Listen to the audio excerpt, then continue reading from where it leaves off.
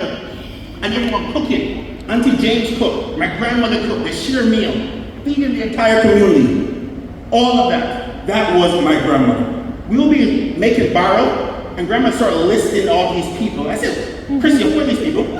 Are you related to us? She didn't know there's people in the neighborhood. I said, grandmother, if we're giving you stuff, we're not giving you stuff to give other people. But that's my grandmother. She was a hospitable person. She helped and served everyone. And this is in line with the Bible. The Bible says, share with the Lord's people who are in need. Practice hospitality. And do not forget to do good and to share with others, for such is a sacrifice God is pleased. Do not withhold good from those who is due when it is your power to act. Do not say to your neighbor, come back tomorrow. I will give it to you when you already have it. That's the first element. Serve others, including unexpected guests when they're in need. That's my grandmother's hospitality. As we continue in Genesis 18, after God ate, God said, where is Sarah? And said, next year, Sarah will have a child. Sarah started laughing. I'm old. How can I have a child? Am I going to feel good? How am I going to hold? Then God said, why did Sarah lie? And Sarah said, no, I did not lie. God said, is there anything too impossible for God? That's the message right here. But I'm not here to preach. And so Abraham, but guess who did not talk?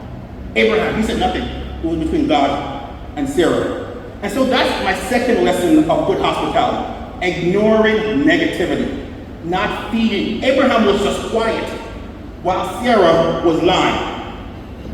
My grandmother is a person who ignores negativity and builds relationships. Now, I know someone is saying, my grandma wasn't perfect. We're all not perfect. But in general, my grandmother ignored the negativity.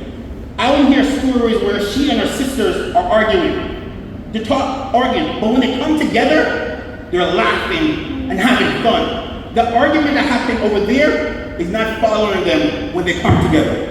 That's my grandmother. We be calling her, complaining, and grandmother was saying, I don't want to hear that. That's my grandmother. The Bible says, starting a quarrel is like beating it down. So drop the matter before it breaks. In your anger, do not sin. Do not let the sun go down while you are still angry. Do not give the devil a foothold. Tremble and do not sin. When you are on your bed, search your heart and be silent. Someone read about silence earlier. The Bible said, don't even get up out of your bed if you're angry. That's second hospitality. Ignore the negativity. The final one. As we continue in Genesis 18, God is about to walk away. So Abraham is escorting God on his way away. And God said, hey, we should tell Abraham what we're about to do. And God told Abraham, we're about to destroy Sodom and Gomorrah. And God said, the reason why we should tell him is because Abraham is blessed and he's going to be fruitful. And God said, we're going to destroy Sodom and Gomorrah. Now guess what Abraham did? We all know the story. Abraham said, God, could you not do that if there's 50 righteous, 45 righteous, 40 righteous, 30, 20, and 10? Abraham started negotiating, advocating on behalf of everyone else. That's the third element of good hospitality. Advocating for others even when you are not impacted. Abraham was not impacted. Abraham was already blessed, but he decided to advocate on behalf of others. My grandmother did that. So, a few years ago, Christian and I had a disagreement. I'm not going to get into it. I'm not going to tell you whose fault, but let's pretend it's her fault. Because I told grandmother it was her fault. And no one's going to make me a liar. So let's pretend it's her fault. So I called grandmother to complain about Christian and telling her what she did to me. And then grandmother said to me, Rohan, boy, you and her need to live right. This shouldn't be an issue between you. Call her. I'm like, grandmother, why should I call her? I just told you it was her fault. Grandmother said, listen to call her. I don't know what happened. And every time I see her, I talk to grandmother, she immediately bring up Chrissy. I said, Grandma, I didn't call to talk to you about Chrissy. But she said, I didn't call her yet? No, I haven't called her. She needs to call me. Remember, we agreed it's her fault. And then me and her eventually reconciled. I later learned grandmother was doing the same thing to Chrissy. She was telling her she should be calling me and talking to me. And clearly she didn't do that, so clearly she's a bad granddaughter. But see, that is what a good hospitable person is. They build relationship and advocate on behalf of others.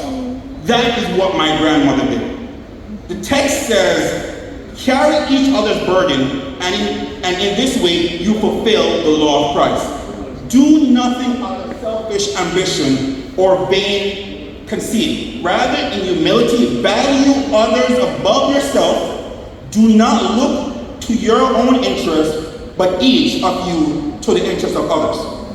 I'm about to end. As I'm closing, I want you to remember what grandmother has done for all of us. Remember her hospitable spirit to many of us. Remember, and I hope that we all value that and do that to others. I hope we go around to others and we willingness to serve people, even those who come unexpectedly.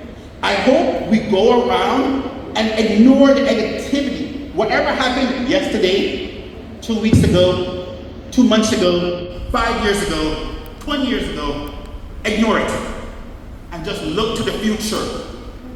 I hope we all advocate on everyone, even when you are not impacted. That is what my grandmother is. For Abraham was called righteous for what he did. I call my grandmother blessed. And I want to show you my grandmother's blessing. And so I'm going to list her legacy. This is her legacy, her grandkids. So grandmother had 13 grandkids. They're going to stand. I know one just stepped away, but they're going to stand as I call those who are here.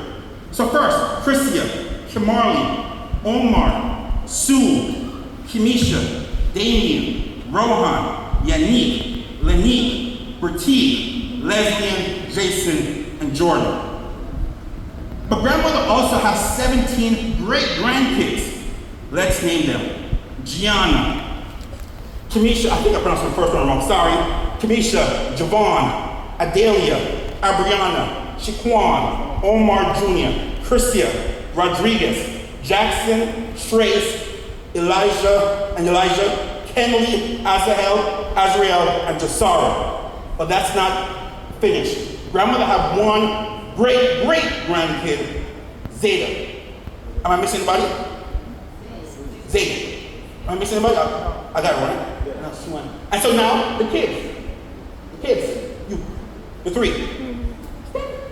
So my mother, Auntie Marva, Auntie Paul. This is my grandmother's brother. Like Abraham had a fruitful descendants. He was a patriarch. Our grandmother was a matriarch, and this is her legacy. And so I hope all the young people, everyone here, follow the same spirit of what grandmother is and serve everyone, help everyone. Thank you so much, and have a good rest of the day.